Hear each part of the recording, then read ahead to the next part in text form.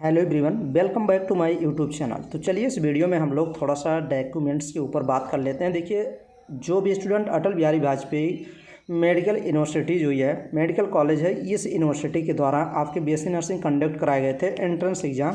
तो first round counselling का result आ चुका है। काफ़ी स्टूडेंट निराश भी हैं क्योंकि काफ़ी कट ऑफ तो हाई ही गया है इस बार, जो कि जाना ही था। पहले मैं कह रहा था कि 135 प्लस ही लेके आइए, वो तो 139 140 के प्लस ही ये सब चीज़ें हो रही हैं। कॉलेज अलॉट हो रहा है, जो चीज़ें होनी चाहिए, क्योंकि अभी स्टूडेंट देखिए मूव कर रहे हैं, हर साल कुछ ना कुछ कट ऑफ बढ़ेगा। तो अब देखिए, इसमें हम लोग डॉक्यूमेंट्स के ऊपर बात करेंगे कि अगर आपको जिस स्टूडेंट को फर्स्ट राउंड काउंसलिंग में कोई कॉलेज सीट अलॉट हो गई है, तो अब उस कॉलेज में आपको चीज़ें कब एडमिशन कराना है, कौन कौन से डॉक्यूमेंट्स लगेंगे और आपका स्टेप क्या होना चाहिए। कॉलेज तो अलॉट हो गया है, नेक्स्ट स्टेप क्या होनी चाहिए। देखिए, आपका स्टार्ट रजिस्ट्रेशन ये 22 तारीख से हुआ था, एंड रजिस्ट्रेशन हो गया था ये देखिए 30 तारीख को आपको अनाउंसमेंट सीट अलॉट हो गया है। 30 तारीख को आज डेट है, 1 तारीख है, 1 जुलाई है, और आपको आज 1 जुलाई से लेके 8 तारीख तक आपको दो चीज़ करने हैं। आपके दो प्रोसेस पूरे कंप्लीट करने हैं। दो प्रोसेस क्या है, एक आपको ऑनलाइन जाके सीट एक्सेप्ट करना है। सीट अलॉट जो हो गया है उस सीट को क्या करना है अभी आगे डिस्कस करेंगे। सीट फ्रीज करना है, 3 स्टेप उसमें आपको दिखेंगे। पैसे पेमेंट करना है, फिर काउंसलिंग के जो फीस हैं वो भी देने हैं। काउंसलिंग के फ़ीस 500 रुपये आप लोग दे चुके हैं, तो आप 40,000 रुपये और 5,000 रुपये आपको देने हैं। रिपोर्टिंग टाइम आप देख लीजिए। आप इसी के बीच में आप उस कॉलेज में, जिस कॉलेज में आपका एडमिशन हुआ है, पहले आप ऑनलाइन वो सिस्टम आप करा लेंगे, सीट को कंफर्म कर लेंगे। फिर उसके बाद कंफर्म करेंगे या फर्स्ट चॉइस फिलअप करेंगे या सेकंड, आपको उस कॉलेज में जाना है, एडमिशन कराना है। तो ये देखिए 8 तारीख तक आप ये पूरा प्रोसेस कंप्लीट करेंगे। तो चलिए देखते हैं, हर एक पॉइंट को अच्छे से समझते हैं। और सेकंड राउंड काउंसलिंग आपकी 11 तारीख से फिर स्टार्ट होगी। तो अभी तो डेट है, तो चिंता ना करें। जिसका 138 137 नंबर हैं उनको कॉलेज मिलेंगे वहाँ पर राउंड तक, तो आप चिंता ना करें। तो चलिए इसमें हम लोग देखते हैं ये पॉइंट नंबर कहाँ से हम लोग को देखेंगे। पॉइंट नंबर हम लोग देखेंगे काउंसलिंग प्रोसेस, जो जनरल इंस्ट्रक्शन के बारे में दिए गए हैं वहाँ से हम लोग बात करेंगे। तो चलिए मूव करिए, फर्स्ट देखते हैं। राउंड फर्स्ट आप लोग को जो काउंसलिंग में जो कॉलेज मिले हुए हैं, तो यहाँ पे देखिए एलिजिबिलिटी ये सब चीज़ तो आप लोग देख लिए होंगे। यहाँ पे ये एक रजिस्ट्रेशन जब हो रहा था तब की चीज़ें ये हैं। अब देखिए यहाँ पे देखिए 5500 रुपये आप जमा कर दिए होंगे, 5,000 रुपये आपकी सिक्योरिटी मनी होती है और 500 काउंसलिंग, ये सब पूरा आपका कंप्लीट हुआ होगा। नेक्स्ट स्टेप में ये सब भी, हाँ नेक्स्ट स्टेप यहाँ से आप देखिए पूरी अच्छे से समझिए। सेकंड पॉइंट से आप लोग देखिए the counselling portal open the choice of made candidate log out, ये सब तो आप लोग कर लिए होंगे।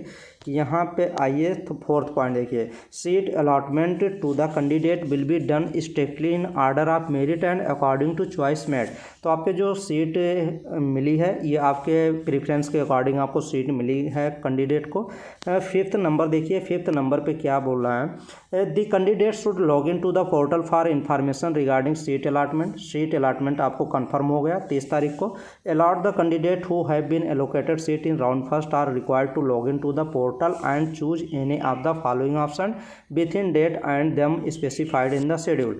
तो आपको देखिए सीट आपको फर्स्ट राउंड में मिल गई है, तो आप अपने लॉगिन्स पे आप ऑनलाइन ही लॉगिन करेंगे अपना ईमेल नहीं, जहाँ पे आपको लॉगिन करना है वेबसाइट पे, इनकी वेबसाइट पे जाएंगे जहाँ पे रिजल्ट शो हुआ है, काउंसलिंग आप रजिस्ट्रेशन कराएंगे, वहीं पे आप जाके करेंगे। तो फिर उसके बाद आप choose any of the following option. अब देखिए आपको ऑप्शन भी चूज करना रहेगा, फर्स्ट ऑप्शन, सेकंड ऑप्शन और आपको थर्ड ऑप्शन, 3 ऑप्शन मिलेंगे आपको। अब कॉलेज जब सीट मिल गई है तो आपको ऑनलाइन ये काउंसलिंग का ये ऑनलाइन ही प्रोसेस है, ऐसा नहीं कि ये कॉलेज में जाएंगे, ये ऑनलाइन प्रोसेस है। आप देखिए फर्स्ट चॉइस आप कर सकते हैं, सेकंड चॉइस भी चूज करते हैं और थर्ड भी कर सकते हैं। अकॉर्डिंग टू जो कॉलेज आपको मिला है उसमें आपको एडमिशन लेना है, पढ़ाई करना है कि नहीं, कॉलेज अच्छे मिले हैं कि नहीं। अगर ज़्यादातर स्टूडेंट तो ऑप्शन सेकंड ही चूज करने वाले हैं। तो देखिए ऑप्शन फर्स्ट कब चूज करेंगे, जब आपको सीट मान लीजिए जिस कॉलेज में मिली है वो कॉलेज आपको बेस्ट है, आपको उसी कॉलेज में पढ़ना है, भाग दौड़ नहीं करना है, तो आप फर्स्ट ऑप्शन चूज करेंगे। Accept allot seat and do not wish to participate in round second of counselling and freeze. इसको बोलते हैं आप अपनी सीट को फ्रीज कर देना, मतलब लॉक कर देना। तो आप अगर फर्स्ट चॉइस फिलअप करते हैं तो उस आप सेकंड राउंड और थर्ड राउंड मॉपअप राउंड किसी में पार्टिसिपेट नहीं कर पाएंगे। जिस ऐसे फर्स्ट चॉइस करेंगे तो आप उसी कॉलेज में जाके एडमिशन लेना पड़ेगा। 8 तारीख के पहले आप कंप्लीट करेंगे। अगर सेकंड ऑप्शन काफ़ी स्टूडेंट अपग्रेड करेंगे भाई, accept allot seat and want to upgrade and participate in round second of counselling float. Float का मतलब होता है आप अभी सीट को फ्रीज नहीं किया है, आप अभी ये सोच रहे हैं कि अच्छे कॉलेज नहीं मिले हैं तो अपग्रेड कर देते हैं। हो सकता है सेकंड राउंड काउंसलिंग में अच्छा कॉलेज मिल जाए तो फिर उस कॉलेज में एडमिशन ले लेंगे, तो आप ये कर सकते हैं। ऐसा नहीं है कि आप अपग्रेड करेंगे तो जो सीट मिली है वो भी आपकी निरस्त कर दी जाएगी, ऐसा कुछ भी नहीं है। अभी आगे सब कुछ चीज़ें दिया गया है। ऑप्शन थर्ड देखिए, decline allotted seat and want to participate round second of counselling.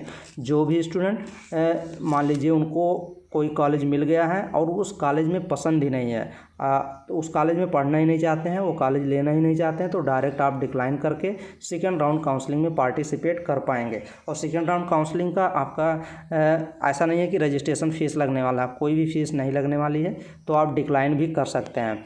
Next में यहाँ पे इंपॉर्टेंट नोट दिए गए हैं, तो ये तीनों नोट्स आप समझ में आ गया। फर्स्ट आप तभी करेंगे जब आपको उस अपग्रेड नहीं, सेकंड काउंसलिंग में जाना नहीं है, उसी कॉलेज में पढ़ना है तो आप फर्स्ट करेंगे। सेकंड में आप अगर आपको लगता है कि मैं सेकंड राउंड में अगर पार्टिसिपेट करेंगे तो उससे अच्छा कॉलेज मिल जाएगा तो आप अपग्रेड कर देंगे। और थर्ड में seat want to participate second round, आपको जो सीट अलॉट हुई है वांट टू पार्टिसिपेट डिक्लाइन कर देंगे तो वो सीट आपकी निरस्त हो जाएगी और आप सेकंड राउंड काउंसलिंग में पार्टिसिपेट कर पाएंगे। नेक्स्ट में यहाँ पे देखिए इंपॉर्टेंट नोट क्या दिया गया है, failure to login and selecting on option after seat allocation. जो सीट आपको मिला है आप अगर लॉगिन करना है, अगर आप लॉगिन आप उसको चूज, ये तीनों ऑप्शन जो मैंने बताया है चूज नहीं करते हैं, फेल हो जाते हैं, तो आपका सीट जो मिला है वो भी चला जाएगा। With in the date and time जो दिया गया है 8 तारीख के पहले वो चीज़ें करनी है। In the schedule lead to for future आप the allotted seat and counselling security fees, ये सब आपकी निरस्त कर दी जाएगी। मतलब 5,000 रुपये भी नहीं मिलने वाले हैं। 5,000 रुपये नहीं तो फिर कोर्स के ड्यूरेशन के दौरान आपको 5,000 रुपये मिल जाएंगे या फिर आफ्टर कोर्स कंप्लीट होने के बाद। 7th पॉइंट देखते हैं, all the candidate who are allocated seat and exercise option first and second. अगर आप फ्रीज करते हैं, अपग्रेड करते हैं तो मैंडेटरी आपके पास होगा, आपको डिपॉजिट करने पड़ेंगे। सीट कन्फर्मेशन फीस आपको 40,000 रुपये जो फीस है कॉलेज की वो जमा करना पड़ेगा। जिस कॉलेज में मान लीजिए 40,000 से ज़्यादा लगेगा तो कॉलेज में आपके और डिपॉजिट अमाउंट किए जाएंगे, लेकिन मैक्सिमम जो गवर्नमेंट कॉलेज की फ़ीस है वो 40,000 है। प्राइवेट कॉलेज की फ़ीस तो भाई 40,000 होती नहीं है ना, तो प्राइवेट कॉलेज में जब आप एडमिशन लेंगे तो वहाँ पे फ़ीस बताई जाएगी। फ़ीस का एक पूरा ब्यौरा दिया जाएगा, वो आपका फॉर्मेट दिया जाएगा, इतनी फ़ीस लगेगी पर साल। 2 लाख तो मान के चलिए कोई भी प्राइवेट कॉलेज है। कुछ प्राइवेट कॉलेज हैं जिसके 1,70,000-1,80,000 भी लगते हैं, 1,70,000, 1,60,000, 1,80,000, नहीं तो मैक्सिमम 2+ ही हैं, तो उसका आपका वो फीस हो जाएगा। तो 40,000 रुपये फीस ये तो गवर्नमेंट की है, ज़्यादातर गवर्नमेंट कॉलेज की फ़ीस 1 साल की 40,000 ही है। तो रुपीज़ ये आपको जमा करना पड़ेगा। अब थ्रू द ऑनलाइन ये पैसे आपके चालान के माध्यम से ऑनलाइन आपके जमा होंगे। देखिए जो भी स्टूडेंट आप खुद मोबाइल से करिए, अगर नहीं कर पा रहे हैं तो आप इंटरनेट कैफ़े, आप शॉप का जो यहाँ पे एप्लीकेशन फॉर्म फिलअप किए जाते हैं वहाँ से आप थोड़ा सा हेल्प लें और अच्छे से सब कुछ करें, क्योंकि 40,000 अमाउंट अधिक होता है भाई, गलत नहीं होनी चाहिए।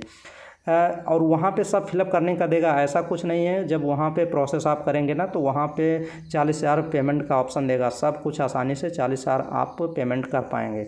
This amount will be transfer to the allotted college, जिस कॉलेज में आपको हुआ होगा उसी कॉलेज में अलॉट करना होगा, वो वहाँ पे ऑप्शन देगा, इसकी भी चिंता आप ना करें। Adjust against tuition fees after completion of the round of counselling process, तो ये पूरा आपको 40,000 रुपये पेमेंट कर देना है। तो जो फर्स्ट ऑप्शन चूज करेंगे सेकंड, उनको 40,000 पेमेंट करना है। 1 तारीख से लेकर 8 तारीख के बीच में जमा करिए, फिर वो रसीद आप लीजिए, जो 40,000 पेमेंट करेंगे उसकी रसीद लेके और सब पूरे डॉक्यूमेंट्स के साथ उस कॉलेज में पहुंचिए, एडमिशन कराइए। ये पूरा प्रोसेस होगा। 8th नंबर पे देखिए, after depositing seat confirmation fees, जो फीस आप जमा करेंगे 40,000, candidate selecting the option first, जो स्टूडेंट ऑप्शन फर्स्ट फ्रीज कर रहे हैं या फिर आप ऑप्शन सेकंड अपग्रेड या फ्लोट कर रहे हैं, is required report in person allotted college, जिस कॉलेज में आपका अलॉट हुआ है उसमें जाके अपना complete the admission process complete करें विथ इन द डेट, 1 तारीख से 8 तारीख के बीच में। एंड टाइम स्पेसिफाइड शेड्यूल, जो टाइम दिया गया है जो मैं बता रहा हूँ, 1 तारीख से 8 जुलाई तक आप जाके पूरा कंप्लीट कराएंगे। On reporting to allotted college, जो आप कॉलेज में रिपोर्ट करना है जाके, this candidate is required pay and administrative fees आप 2000, उस कॉलेज में आप जाएंगे वहाँ पे 2000 रुपये और लगेंगे, वो एडमिनिस्ट्रेटिव फीस होगा, एडमिनिस्ट्रेटिव फीस 2000 रुपये लगेंगे इन कॉलेज में। Which will be adjust against year total fees में वो आपका क्या कर लिया जाएगा, एडजस्ट कर लिया जाएगा।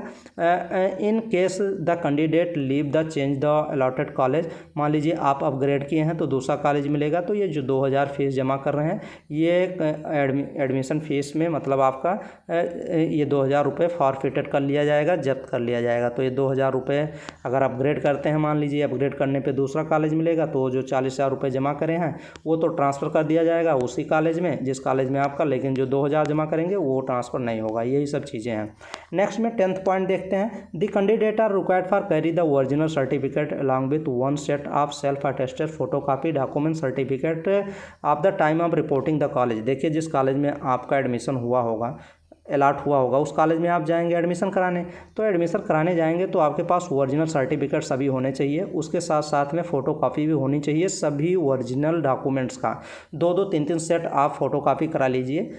एक सेट लगेगा, हो सकता है 2 सेट लग जाए, नहीं तो फिर भविष्य में तो काम लगेगा। और सभी पे जो आप ये फ़ोटोकॉपी लेंगे ना, उस पर सेल्फ अटेस्ट होना चाहिए। सेल्फ अटेस्ट का मतलब आपका नाम उस पर होना चाहिए। ऐसे आप लिख सकते हैं, जब सेल्फ अटेस्ट करेंगे तो उस पर आप लिख देंगे सेल्फ अटेस्टेड, ऐसे लिख देंगे, ये जो सेल्फ अटेस्टेड लिख देंगे, फिर उसके नीचे ऐसे करके आप अपना नाम लिख देंगे। जैसे मेरा नाम क्या है, रंजीत पटेल है, तो ऐसे ये सेल्फ अटेस्टेड होता है, मतलब अपना साइन खुद करना।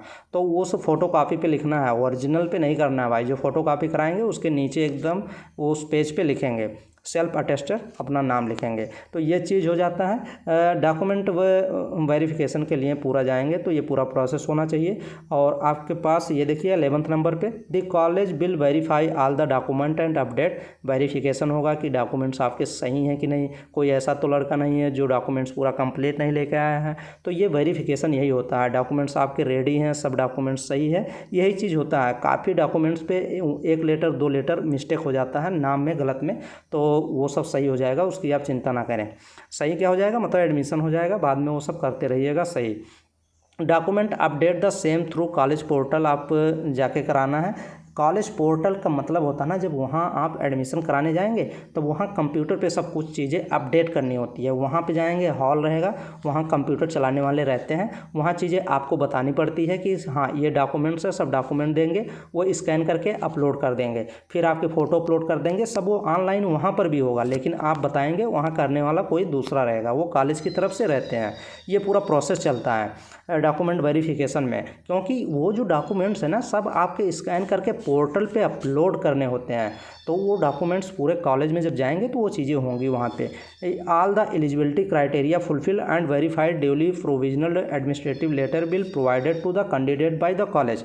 अब ये देखिए, जब इफ़ ऑल द एलिजिबिलिटी, जब ये सब आप डॉक्यूमेंट्स पूरा फुलफिल कर देंगे, क्राइटेरिया फॉलो कर लेंगे, तब प्रोविजनल एडमिशन लेटर, आपको एक लेटर मिल जाएगा कि आपका इस कॉलेज में एडमिशन हो चुका है, provided to the candidate by the college. अब कॉलेज के द्वारा कैंडिडेट को मिल जाएगा, और डेट बता दी जाएगी कब से क्लासेस चलेंगी, कब से आपको ज्वाइन करना है, मेस ज्वाइन कब से करना है, हॉस्टल ज्वाइन कब से करना है, ये सब चीज़ें पूरी बताई जाएंगी। नोट्स में देखिए लिखा गया है, original certificate are to be submitted only at the start of the academic session. ये देखिए एकेडमिक सेशन जब स्टार्ट होगा तो आपकी ये जो ओरिजिनल सर्टिफिकेट है ये भाई क्या कर लिए जाएंगे, सबमिट कर लिए जाएंगे कॉलेज के द्वारा सबमिट कर लिए जाते हैं। और ड्यूरेशन ऑफ कोर्स 2 साल 3 साल के बाद, या फिर आप कोर्स कंप्लीट हो जाते हैं तो फिर आपके डॉक्यूमेंट्स यूनिवर्सिटी कॉलेज के द्वारा रिटर्न कर दिए जाते हैं, और फोटोकॉपी तो जमा ही रहता है। अब देखिए कौन कौन से डॉक्यूमेंट्स आपको ले जाने हैं, ये भी इंपॉर्टेंट हो जाता है। तो ये देखिए सेल्फ अटेस्टेड 1 सेट फोटोकॉपी, मैंने बता दिया कि फ़ोटोकॉपी आप सभी डॉक्यूमेंट्स का आप लगाएंगे। अभी मैं बता दे रहा हूँ कौन कौन से डॉक्यूमेंट्स का। Certificate that required to be deposited to the allotted college में जमा करना, ये सब चीज़ें ले जानी है। तो फर्स्ट पे क्या ले जाना है, प्रोविजनल सीट अलॉटमेंट लेटर ले जाना है, जो आप अभी तो आपको मिल गया होगा ना, प्रोविजनल सीट अलॉटमेंट लेटर मिल गया होगा कि कौन सा कॉलेज आपको मिला है, उसका आप 2-3 फ़ोटोकॉपी निकलवा लीजिएगा। सेकंड पे देखिए 5 पासपोर्ट साइज़, देखिए फ़ोटो जो आप एप्लीकेशन फॉर्म भरते समय वो अगर वो फ़ोटो है तो बेस्ट है, नहीं दूसरा है तो वो भी ले जाएंगे। कलर फोटोग्राफ होना चाहिए, लगभग 5, यहाँ पे 5 लिखा है ना, तो आप 10 लेके जाइए, हमेशा काम लगेगा, बाद में भी काम लगेगा। तो इसका फ़ोटो आपके पास होना चाहिए, नहीं है तो अभी बनवा लीजिए, कोई प्रॉब्लम नहीं है। अभी तो आप आज कंफर्म करेंगे सीट, फिर बनवा लीजिएगा। फीस डिपॉजिट, ये जो 40,000 फीस जमा करेंगे उसका प्रिंट आउट ले लीजिएगा। फ़ोटो आईडी प्रूफ, आधार कार्ड, वोटर आईडी या फिर ड्राइविंग लाइसेंस, सबके पास आधार कार्ड होता है, आधार कार्ड आप ओरिजिनल ले जाएंगे, उसके 3-4 आप फ़ोटोकॉपी करा लीजिए। Verification seat upload at the time of filling of the application, verification seat ले जाना है, मैंने बताया था। वेरिफिकेशन सीट आप तभी निकाले होंगे जब एप्लीकेशन फॉर्म फिलअप किए होंगे, उस पर फ़ोटो लगाए थे, फिर उसके बाद उसका स्कैन करके लगा था। तो वेरिफिकेशन सीट अपलोड करते समय वो आपके पास होगा, उसका फ़ोटो कॉपी करा लीजिए, ओरिजिनल भी साथ में ले ही जाना है। नेक्स्ट में देखिए 6 नंबर पे पासिंग सर्टिफिकेट आप मार्कशीट स्ट्रक्चर आप 12th class 10th +2 equivalent examination from the recognised board. तो आप 10th का, आपका 12th का पूरा सर्टिफिकेट ले जाएंगे, 12th की मार्कशीट जो होती है वो आपको ले जाना है, 12th की मार्कशीट ले जाएंगे। फिर उसके बाद 7th नंबर पे देखिए 10th का आपका सर्टिफिकेट ले जाना है, 10th की मार्कशीट लेके जानी है। फिर आपके यह देखिए 12th क्लास माइग्रेशन और ट्रांसफ़र सर्टिफिकेट ले जाना है। माइग्रेशन और ट्रांसफ़र सर्टिफिकेट एक ही होता है भाई, CBSE बोर्ड में माइग्रेशन बोलते हैं और यूपी बोर्ड में ट्रांसफ़र सर्टिफिकेट ही बोला जाता है। तो आप 12th क्लास जहाँ से पास किए होंगे, काफ़ी स्टूडेंट कहते हैं सर मैं BSc कर रहा था उसमें ये सर्टिफिकेट लगा दिया है, तो अब BSc से जहाँ कर रहे हैं वहाँ से लें क्या?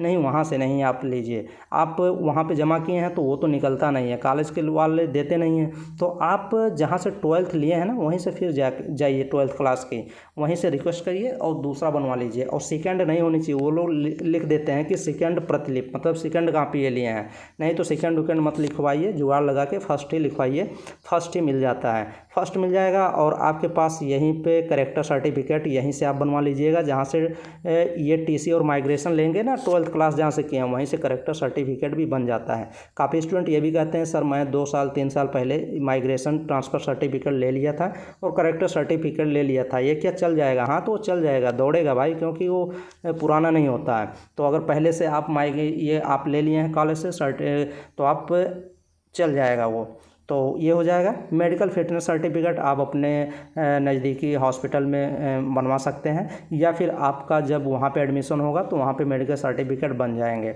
तो ये आप कर सकते हैं, आप खुद बनवा सकते हैं, कर सकते हैं। 10th नंबर पे देखिए the candidate should also bring the following certificate अप्लाइकेबल। तो ये सब जिसके पास ये सब कैटेगरी चूज किए हैं उनके पास ये सर्टिफिकेट होने चाहिए। SC ST कैटेगरी स्टूडेंट जो होंगे उनके पास ये सर्टिफिकेट प्लीज़ आप ले जाएंगे। और जिसके पास ये देखिए OBC EWS सर्टिफिकेट आप 1 अप्रैल के बाद ही बना होना चाहिए, 1 अप्रैल 2024 के बाद का बना होना चाहिए, ये मैंने पहले बताया था। तो ये आप ले जाइएगा, जिसके पास पहले का होगा और कोई ऑप्शन नहीं है तो पहले का आप लेके जाइए, देखिए क्या होता है, भगवान भरोसे जाइए भाई। ये तो पहले चीज़ें बताई गई हैं। फिर नेक्स्ट में ये सब चीज़ें जो पर्सनल डिसेबिलिटी PWD वाले स्टूडेंट होंगे, फ्रीडम फाइटर वाले होंगे, ये सब आप सर्टिफिकेट ले जाएंगे। तो हाँ, इसमें एक चीज़ और है, काफ़ी स्टूडेंट पूछ रहे हैं कि क्या गैप सर्टिफिकेट लगेगा कि नहीं। यहाँ तो लिखा नहीं है गैप सर्टिफिकेट, भाई गैप सर्टिफिकेट इसलिए नहीं लिखा जाता है कि ये जो एग्ज़ाम हो रहा है ना ये 12th बेस पे हो रहा है, तो जो एग्ज़ाम ले रहा है उसको ये थोड़ी पता है कि आप 4 साल 5 साल तैयारी करके आएंगे, तो वो इसलिए गैप सर्टिफिकेट इसमें नहीं लिखा जाता है। लेकिन गैप सर्टिफिकेट तभी लगता है ना जब आप 12th क्लास मान लीजिए 2023 में किए हैं, 2018 में किए हैं, 2017, 2015, 2016, 20 किए हैं, तो जितना गैप है 2024 तक आप जाइए, गैप सर्टिफिकेट आप तहसील से तहसील से बन जाएगा। 1 घंटे लिखते हैं, 1 घंटे लगेंगे, आप अपने तहसील में जाइए गैप सर्टिफिकेट बनवा लीजिए। नहीं बनवाते हैं तो आपका वैसे तो कोई इस एडमिशन प्रोसेस में कोई चीज़ बाधा नहीं आएगी, बाधा यहीं तक आएगी कि आपको एप्लीकेशन फॉर्म लिखना पड़ता है, एप्लीकेशन लिखना पड़ेगा, कुछ समय मिलेगा, आपको जमा कर देना पड़ेगा, और कहीं कहीं तो लगते भी नहीं है, तो आप बनवा लेंगे तो सेफ़ रहेगा। ये सर्टिफिकेट गैप सर्टिफिकेट हो गया। तो ये चीज़ था। नेक्स्ट में आप इसमें एडमिट कार्ड नहीं लिखा है ना कि एडमिट कार्ड आपका होना चाहिए, एडमिट कार्ड भी होना चाहिए, ये जान लीजिए। जो एडमिट कार्ड है वो भी आपका लगेगा ज़रूर। एडमिट कार्ड काफ़ी स्टूडेंट कह रहे हैं कि खो गया है एडमिट कार्ड। भैया खो गया है तो दोबारा अभी अपलोड कर लीजिए। काफ़ी स्टूडेंट कह रहे हैं कि अपलोड करेंगे तो उस पर कॉलेज का मोहर नहीं रहेगा, ये भी चीज़ है, मोहर नहीं रहेगा। भाई मोहर नहीं रहेगा तो क्या करोगे, लेकिन आपके पास कोई चांस भी नहीं है तो जो अपलोड है वही ले लीजिए। मोहर बाद में देख लिया जाएगा, मोहर वोहर बाद में देखा जाएगा। अभी तो आप अपलोड करके वही ले जाइए। और खो गया है तो आपके पास यही है कि ऑप्शन है।